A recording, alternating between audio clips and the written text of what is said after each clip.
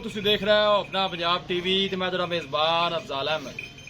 ਸਭ ਤੋਂ ਪਹਿਲੇ ਆਪਣੇ ਚੈਨਲ ਨੂੰ ਕਰੋ ਸਬਸਕ੍ਰਾਈਬ ਤੇ ਨਾਲ ਹੀ ਲੱਗੀ ਹੋਈ ਘੰਟੀ ਨੂੰ ਦਬਾਓ ਕਿਉਂਕਿ ਸਾਡੀ ਲੇਟੈਸਟ और बेहतरीन वीडियो साढ़े दोस्तों तक पहुंचे सब तो पहले। लो जी दोस्तों, से अपना पंजाब टीवी से माशाल्लाह जनाब एक बैट सेल की है। साढ़े बहुत ही अच्छे और प्यारे सब्सक्राइबर ने चौधरी अब्बास साहब जनाब रायविंड तो उन्होंने जनाब बैट साढ़े तो परचेज की है। बैट की लड़ाई कराने लगे हैं। अल्लाह ताला जनाब इन्होंने खैरियत नाल पहुंचावे। अल्लाह ताला जनाब उन्होंने नसीबां दी करे। दिखाओ जी कैमरा मैन ला चलो भाई जी।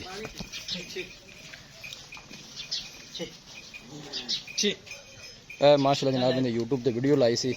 चौधरी अब्बास साहब ने जनाब ने सौदा है। बैठ गब्बन सी माशाल्लाह जनाब सू पई है। जनाब ने लड़ाई कराने लगे हैं।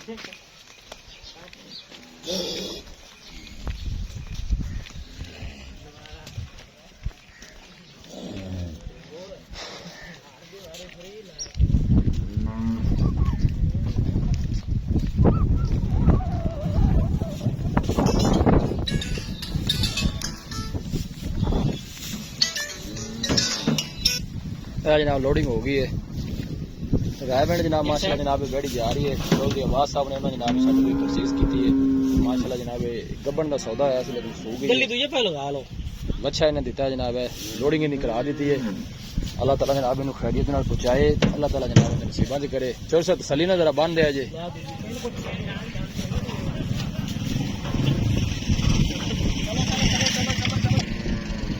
जी ड्राइवर साहब खड़े ने राणा नवाब साहब जी।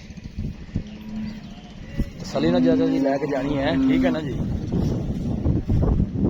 वीडियो पसंद आवे लाइक ते शेयर जनाब जरूर करना है। मिलांगे एक अच्छी और लाजवाब वीडियो के नाल। अपने मेजबान अफजाल अहमद नूं दो इजाजत। अल्लाह ने